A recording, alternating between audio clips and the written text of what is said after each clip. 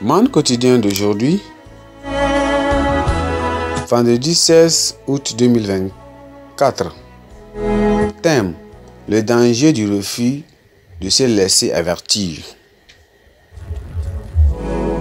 Le danger du refus de se laisser avertir.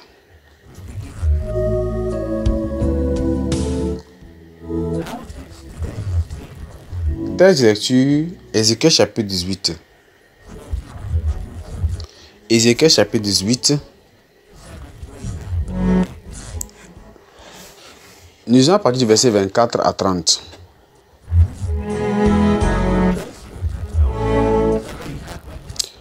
Si le juste se détourne de sa justice et commet l'iniquité, s'il imite toutes les abominations du méchant, vivra-t-il?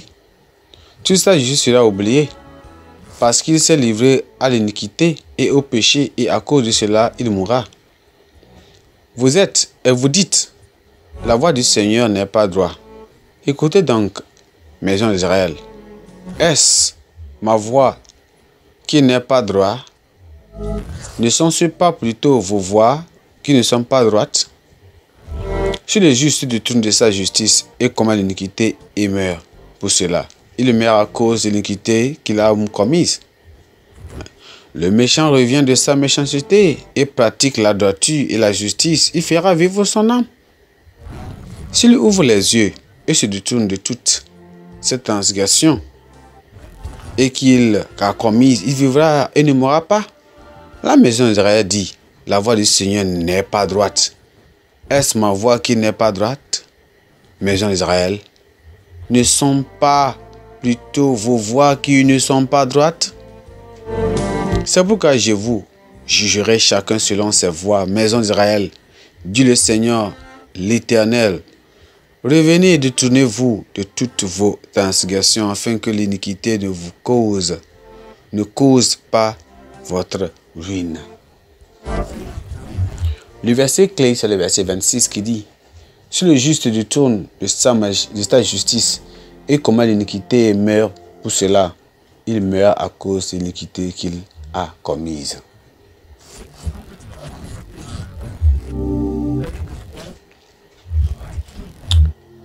La revue du Pacifique de l'hiver 1991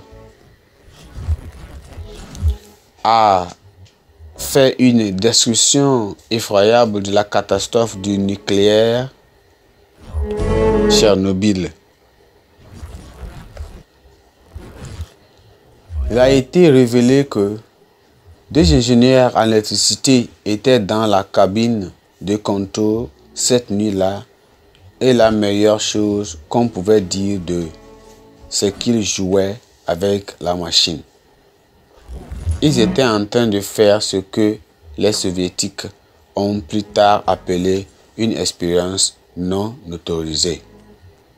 Ils essayaient de voir combien de temps une turbine pouvait continuer de tourner avant de s'arrêter. Une fois qu'on l'on avait coupé, ce qui est très dangereux.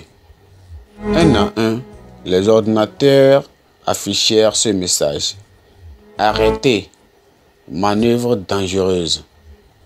Ne continuez pas.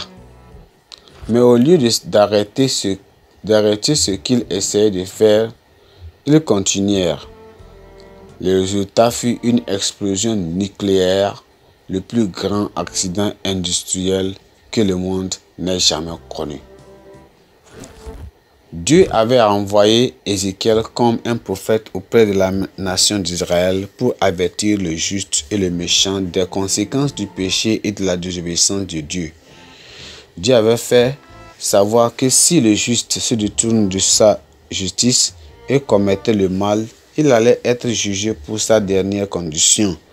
Sa justice du passé ne comptait plus. Le rôle d'Ézéchiel était d'avertir le juste du risque qu'il court en se détournant de la bonne voie pour faire le mal.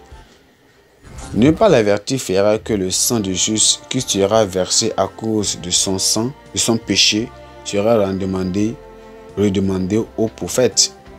Il y a un danger quand on rejette les avertissements et que les gens acceptent ou pas, nous devons les avertir des conséquences de leurs actes. Nous devons particulièrement faire savoir aux justes qu'il n'y a pas de sécurité inconditionnelle. Les gens qui proclament qu'ils sont sauvés, mais continuent de vivre dans le péché, sont vus par Dieu comme tous les hommes pécheurs. Dieu les traite de la même façon. Il agit conformément à sa parole en tant qu'être ayant de discernement. Les hommes doivent choisir entre la vie et la mort telle que présentée par le Seigneur. Seule la condition présente d'une personne à sa mort ou à l'enlèvement déterminera la récompense qu'elle recevra auprès de Dieu pour l'éternité. Amen. Pensée du jour.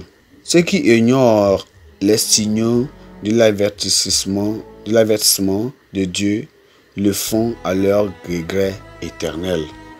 Ceux qui ignorent les signaux de l'avertissement de Dieu le font à leur regret éternel. La Bible en un nom. Job, chapitre 26 à 30.